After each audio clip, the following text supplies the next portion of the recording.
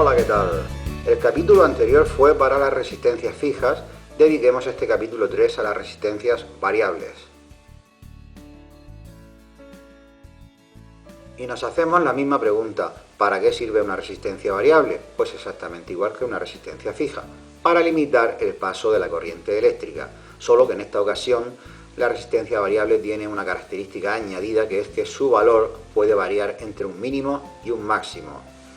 Las hay de dos tipos, podríamos clasificar en dos grandes familias, unas en donde nosotros somos los que actuamos sobre esa resistencia, por ejemplo en los potenciómetros, actuando sobre este mando giratorio podemos determinar el valor de resistencia.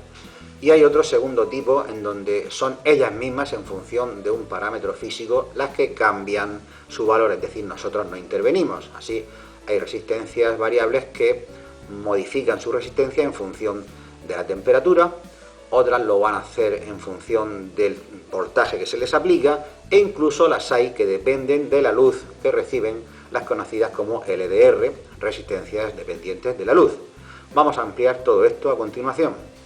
Así que hay resistencias variables cuyo valor podemos cambiar por medio de una intervención manual nosotros mismos. Hay de dos tipos, potenciómetros y trimmers. Ambos realizan exactamente la misma función y de la misma manera. Ahora veremos la diferencia entre unos y otros.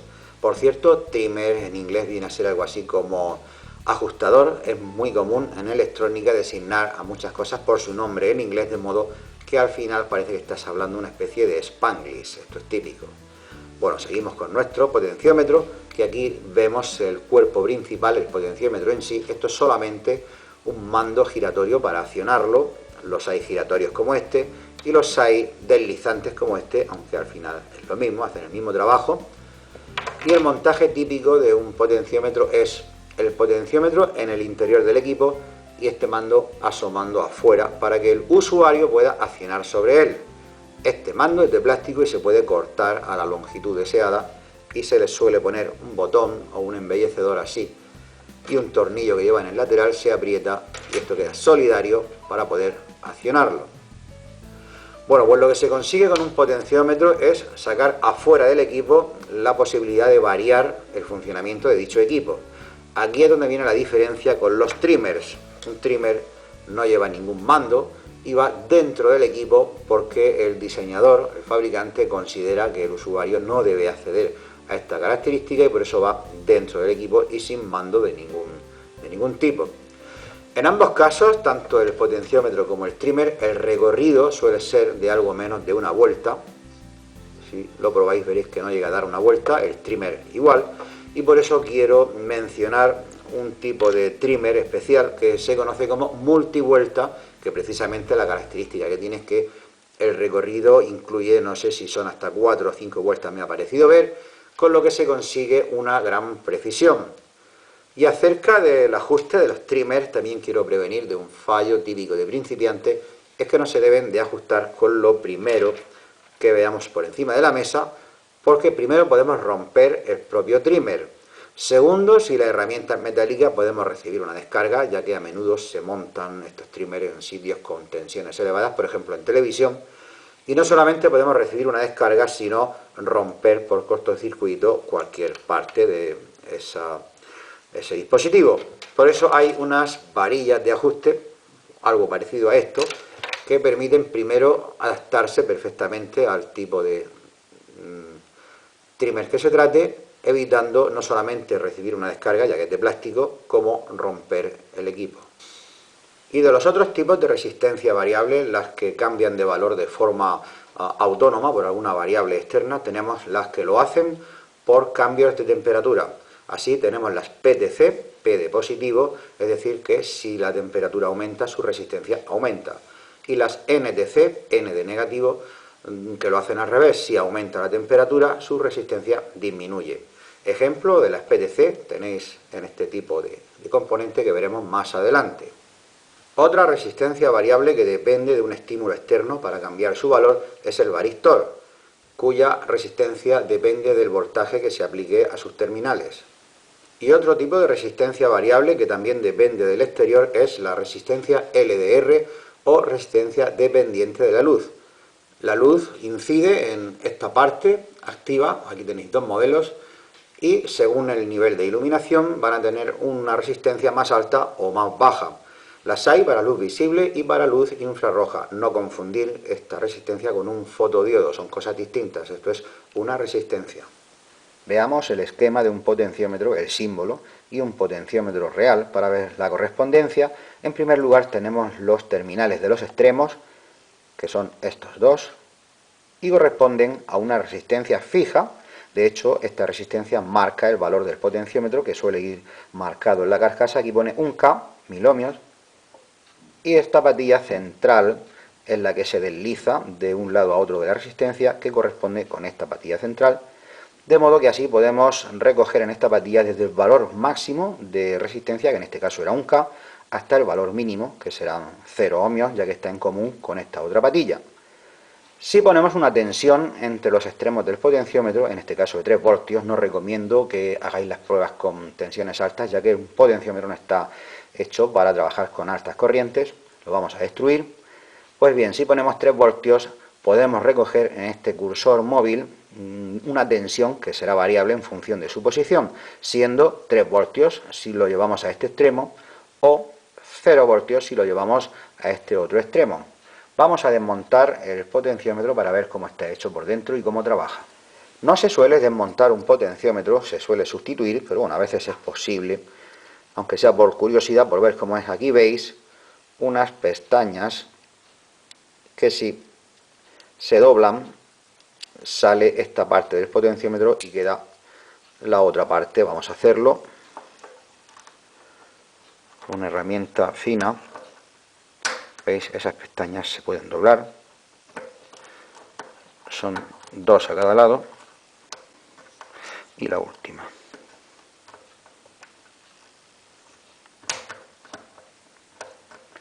Y ahora con cuidado,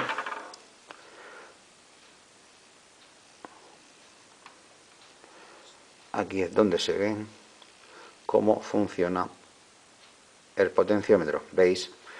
Estas dos patillas, estos dos terminales, van a parar a una especie de arco de carbón, que es la resistencia fija, y este cursor de cobre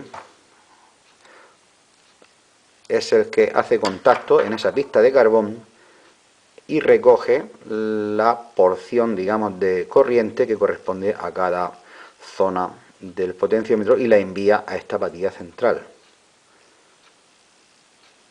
Se puede volver a montar. Una característica muy importante de los potenciómetros que no debemos olvidar es la forma que tienen de responder según el ángulo de giro del mando al actuar sobre él. Así hay potenciómetros de respuesta lineal o potenciómetros de respuesta logarítmica, abreviado LIN o log, que suele venir impreso en la carcasa, y así podremos saber qué tipo de potenciómetro es. En el caso de los potenciómetros lineales tenemos que a una variación en el ángulo de giro de su mando tenemos una variación proporcional en la resistencia, y si trazamos una gráfica con estos valores veremos que es una recta, de ahí el nombre de lineal. Nada que ver con un potenciómetro logarítmico, que a una variación en el ángulo de giro corresponde una variación muy distinta en su resistencia. ¿Por qué el tipo logarítmico? Por ejemplo, para el control de volumen de un equipo de sonido, un equipo de música, tenemos que nuestro oído no responde de forma lineal a la fuerza, a la potencia del sonido. Si queremos experimentar un sonido el doble de potente, realmente hay que poner 4 veces más potencia. Y si queremos 4 veces más potencia, tenemos que poner realmente 16 veces más potencia. Por lo tanto, como nuestro oído se comporta de forma logarítmica, el potenciómetro es realmente exponencial, que es la función inversa, y así podemos sentir que realmente se regula el volumen, porque de hacerlo con uno lineal veríamos que apenas se regula. ¿Y cómo se consigue en fábrica un potenciómetro de respuesta logarítmica? Pues esa pista de carbón que visteis en el interior del potenciómetro no es de una composición homogénea, sino que a lo largo de su recorrido va cambiando su composición, y así nos da la respuesta logarítmica. A continuación vamos a hacer un par de pruebas prácticas con un potenciómetro para ver si podemos regular el funcionamiento de algún dispositivo. Por ejemplo, me habéis visto en más de un vídeo regular la velocidad de mi taladradora con este dispositivo, que está basado en un potenciómetro. y me permite obtener desde la mínima velocidad hasta la máxima. Ahora está la mínima, apenas se mueve, y me permite tener toda la gama de velocidades hasta la más rápida.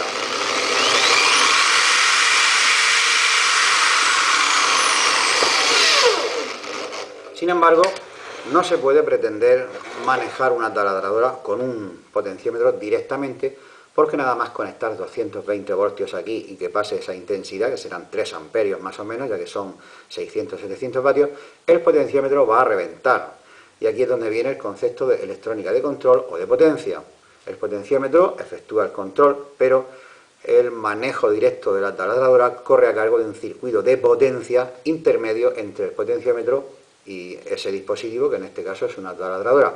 Hay ocasiones en que sí se puede utilizar directamente un potenciómetro, y lo voy a probar ahora con un diodo LED. Voy a intentar regular su brillo, pero esta es una aplicación de 3 voltios y unos pocos miliamperios, y al potenciómetro no le pasa nada. Hay formas más eficientes de regular el brillo de un LED, por ejemplo con semiconductores, pero bueno, como prueba, para ver cómo funciona esto, vale. Vamos con el primero de los experimentos, con el diodo LED.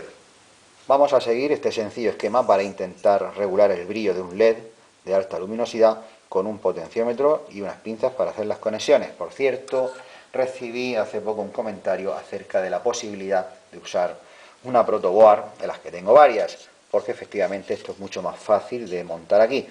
Pero hay un problema: aquí las conexiones no se ven tan claras, y mucho menos si no se sabe de qué va esto, y las pinzas permiten ver delante de la cámara las cosas mucho más claras, por lo que de momento voy a seguir con las pinzas, y haré, eso sí, tenía previsto hacer un capítulo para el manejo de esta útil herramienta que es el protoboard o entrenador electrónico. De todos modos, el comentario yo lo valoro, y sé que iba de buena fe, lo valoro de verdad. Bueno, vamos con el montaje. Vamos a conectar el polo negativo de estos 3 voltios que vamos a aplicar. Los podemos sacar de un par de pilas o de una fuente regulable en mi caso. El negativo lo aplicamos al cátodo del diodo. El cátodo del diodo es, como es transparente, se ve que es la parte ancha, esta de aquí. Conectamos el negativo de la fuente, y ahora debo conectar así. Si nos equivocamos no pasa nada, porque con 3 voltios no se destruye. Y la otra patilla la llevamos al central del potenciómetro, a este de aquí, a este terminal del centro. Vamos a llevar el otro terminal del diodo, y de cualquiera de los extremos del potenciómetro al positivo. Pues voy a elegir este, y la pinza libre al positivo de la alimentación, y vamos a regular el potenciómetro. Voy a también a enfocar el diodo a la cámara para que se vea. Vamos a regular a ver si es posible que esto funcione.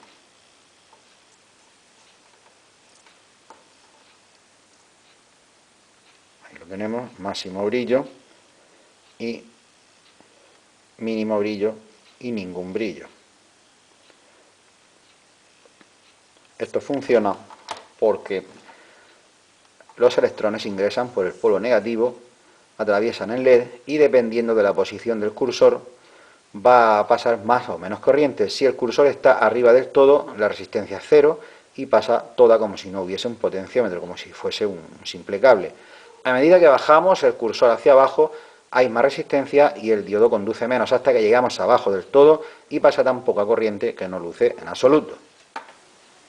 En cuanto a regular una cosa como una taladradora, ya vimos que no era posible directamente con un potenciómetro. He destapado este módulo para que veáis cómo va. Tiene aquí un circuito que voy a extraer. Para eso hay que quitar esta tuerca. De paso vamos a ver cómo se fija un potenciómetro a un mueble. Lleva una tuerca y va roscado el potenciómetro, de modo que se puede fijar al mueble. Y este es el circuito al que me refiero. Como veis, la entrada de corriente es esta. La entrada de corriente va al circuito, pero el potenciómetro simplemente controla a este componente, el TRIAC, que es el que de verdad está manejando la potencia en la taladradora. Por cierto, le vamos a dedicar un capítulo en el tutorial al TRIAC. Bien, pues así es como se puede regular algo que consume mucho, no con un potenciómetro directamente. ¿Veis? La forma de fijar el potenciómetro se inserta por ese agujero, la rosca sale afuera, se pone su tuerca y queda todo fijado, incluyendo el propio circuito. Esto está lógicamente desconectado ahora mismo. Lo conecto.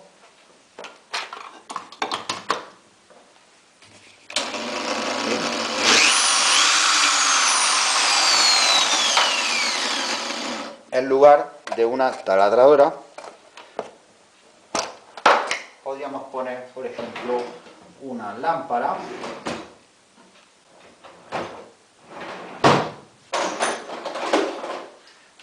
Esta lámpara que voy a poner es una chapuza porque es realmente peligroso, pero bueno, ya que la tengo, está desconectado todo, conecto. Pero veréis cómo también podríamos regular una luz. Apenas luce y así hasta un máximo. Vamos con otra resistencia variable. Estas son en función de la temperatura, las PTC y las NTC. Unas lo hacen cuando aumenta la temperatura, es decir, aumenta su resistencia, y otras al revés, baja su resistencia. Las PTC las vamos a encontrar, por ejemplo, en los televisores, pero los de tubo de rayos catódicos, no en los LCD. Y de vez en cuando son causa de avería. La función de este componente es enviar, cuando encendemos el TV, un impulso de corriente intenso pero breve a la bobina desmagnetizadora del tubo, que es la que evita que se formen manchas de color en la pantalla. Pues lo hace este componente. Vamos a destapar una vez cómo es por dentro. He destapado esta PTC y nos encontramos dentro con un par de discos que parecen de material cerámico y hay tres patillas, una en cada extremo y una central. Las de los extremos van a estar lengüetas que están presionando continuamente estos dos discos, y entre los dos discos hay un electrodo que es el central. Bien, pues cuando estos discos se fracturan, por lo que sea, la PTC se rompe, se puede decir que está rota, y estas dos lengüetas que están continuamente apretando, en lugar de los discos, se tocan entre ellas, con lo que en lugar de haber una PTC hay un simple cortocircuito, y por eso los televisores que tienen la PTC mal funden el fusible. Una forma de averiguar si es la PTC es extraerla durante un momento, puesto que no es esencial para el funcionamiento del TV, y si vemos que el fusible no lo funde es por la PTC. Además, otra forma de saberlo es moviéndolas, y suena algo dentro suelto, que es precisamente alguno de estos discos que se ha roto. Vale, pues vamos a hacer una prueba de medir la resistencia en unas cuantas que he seleccionado. Parecen iguales pero son distintas. Aquí tienen un valor y vamos a ver qué resistencia tenemos entre, por ejemplo, el disco derecho, el disco izquierdo, y entre ambos vamos a medir el disco a vuestra derecha y obtenemos un valor de 2K. El disco izquierdo tiene un valor de 17 ohmios. 2K, 17 ohmios. Vamos a probar con esta.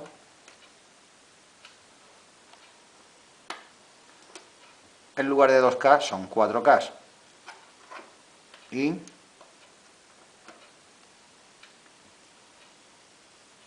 ...37 en lugar de 17. Como parece ser la norma, en uno de ellos es de miles de ohmios.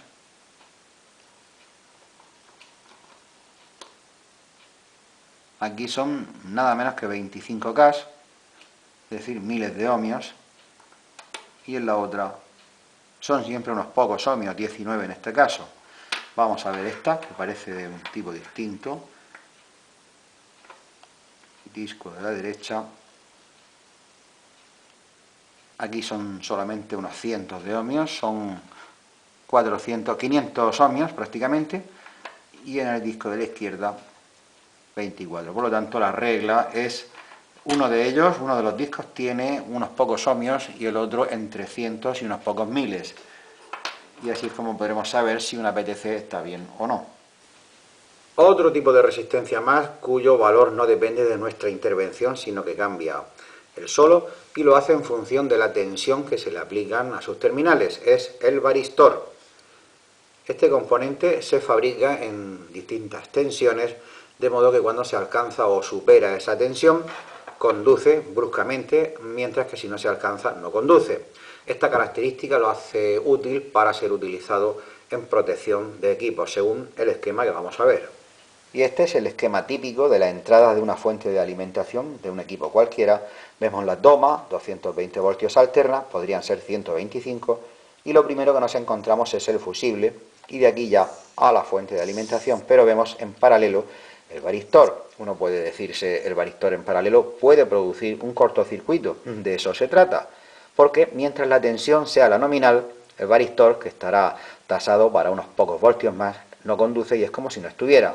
Pero si por cualquier razón, por ejemplo, un pulso de tensión debido a una tormenta cercana, si un pulso de tensión aparece en la fuente, en la entrada, es el varistor el que lo va a absorber, ahorrando así al resto del equipo sufrir ese golpe de corriente. Si el pulso es suficientemente intenso, puede llegar incluso a romperse el fusible, con lo que el equipo queda aún más protegido.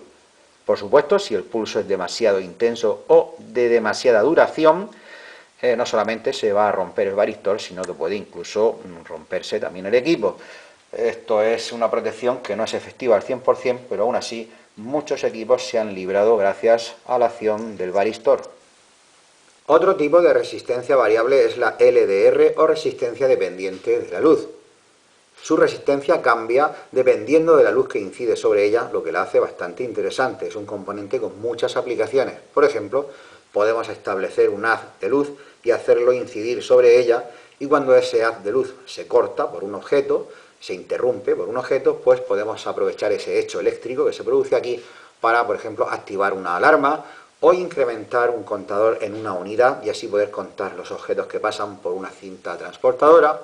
También podemos usarla como sensor en un medidor de iluminación y también se puede utilizar, y de hecho se utiliza, en un automatismo para encender y apagar las luces de la calle de forma automática sin personal.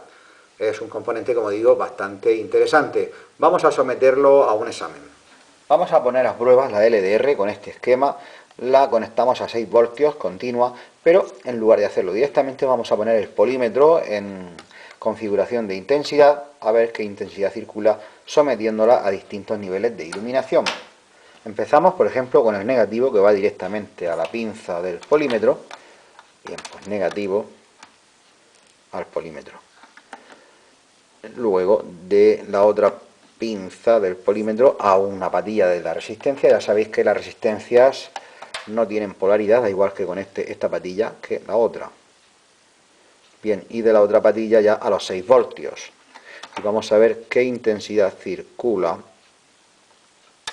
por el polímetro.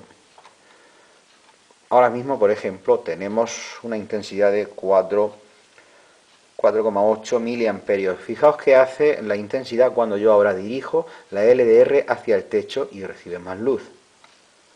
Sube a 7,2.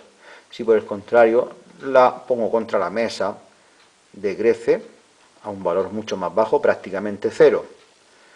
Y si le pongo una linterna de bolsillo que tengo aquí, veréis cómo sube bastante la intensidad a más de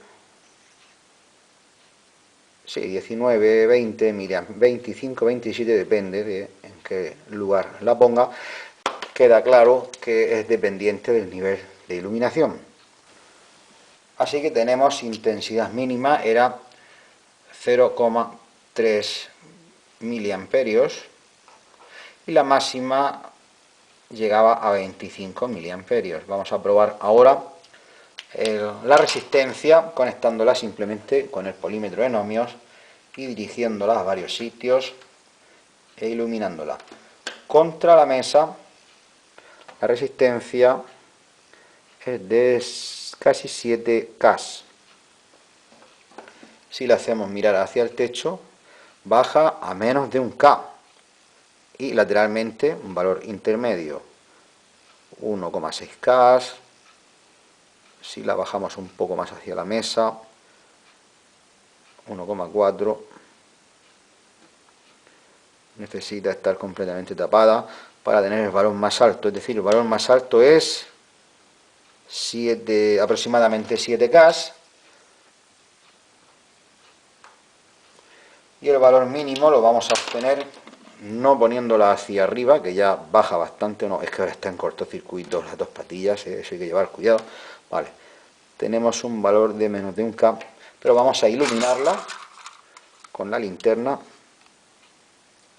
y nos baja. Esto no se está quieto porque la luz es variable.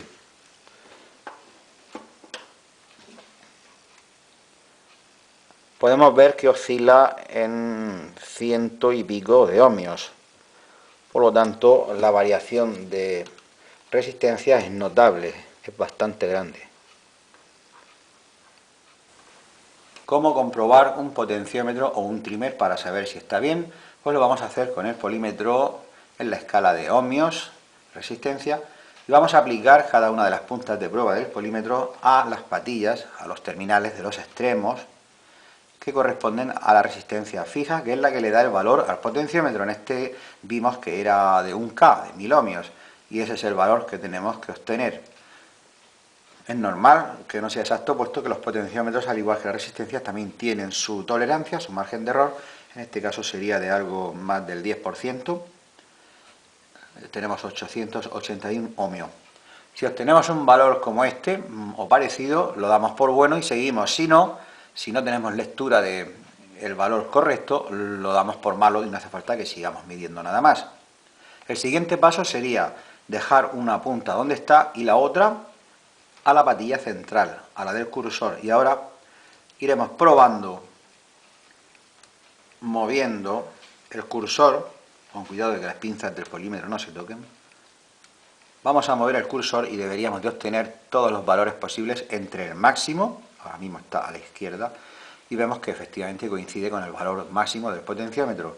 Y ahora, regulando, deberíamos de obtener un valor 0 o cercano a 0. Veis que va disminuyendo la resistencia a medida que giro, hasta llegar a 4,2 ohmios. Este potenciómetro estaría bien. Vamos a proceder exactamente igual con un trimmer. Y para comprobar el resto de las resistencias, por ejemplo las PTC, pues lo visto hace un momento en este mismo vídeo, puede servirnos para determinar si una PTC está bien o no, y 3/4 de lo mismo para las LDR. Hace un momentito probamos una de ellas, vimos cómo funcionaba según recibía más o menos luz. Bueno, en realidad lo que estábamos haciendo era probarla, es decir, poner las puntas del polímetro en ohmios y comprobar cómo reacciona según reciba más o menos luz. Esa sería la forma de probar una LDR. Y finalmente el caso de los varistores ya es más complicado, porque para probar que realmente funciona hace falta someterlo a tensiones típicamente de centenares de voltios, por ejemplo 300, 350, y un polímetro no puede suministrar esa tensión. Por lo tanto, habría que hacer un montaje, un sencillo montaje, por ejemplo, poner el varistor que vamos a comprobar en serie con una resistencia de 100K y un neón, y conectar todo eso a la tensión de prueba de ese varistor y ver si al superar esa tensión nominal del varistor se enciende la lamparita de neón. Si lo hace, está bien, y si no, habría que sustituirlo.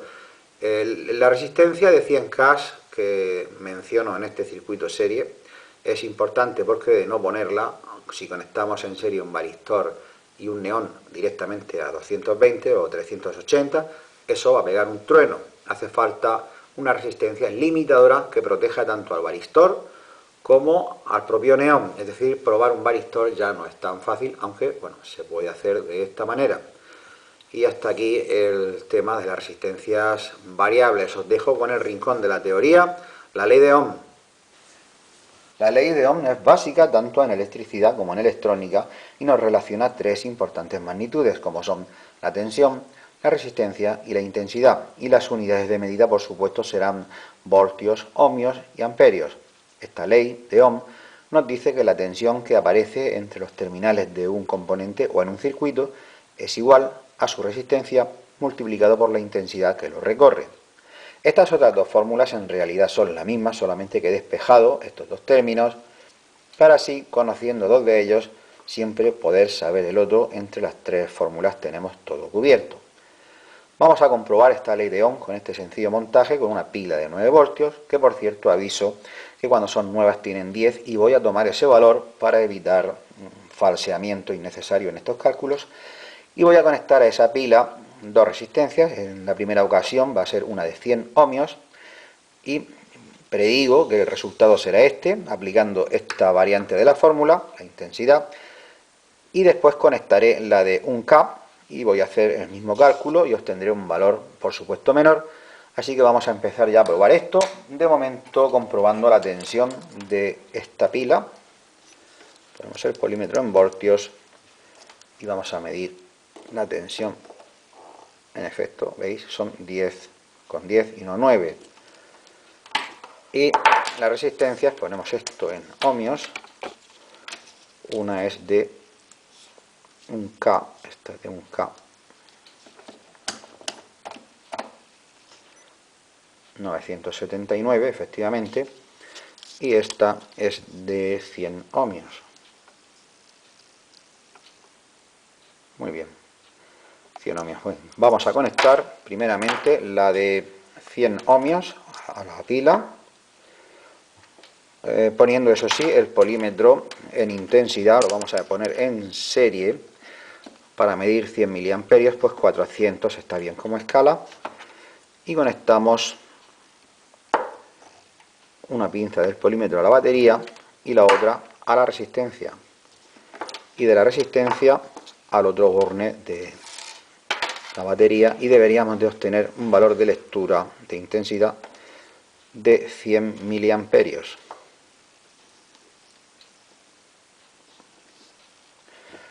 Muy bien, un error de aproximadamente el 10%, faltan 11 miliamperios para los 100, así que esto está bien. Vamos a sustituir esta resistencia de 100 ohmios por la otra de 1K y deberíamos de obtener el otro valor de intensidad 10 veces menor, 10 miliamperios.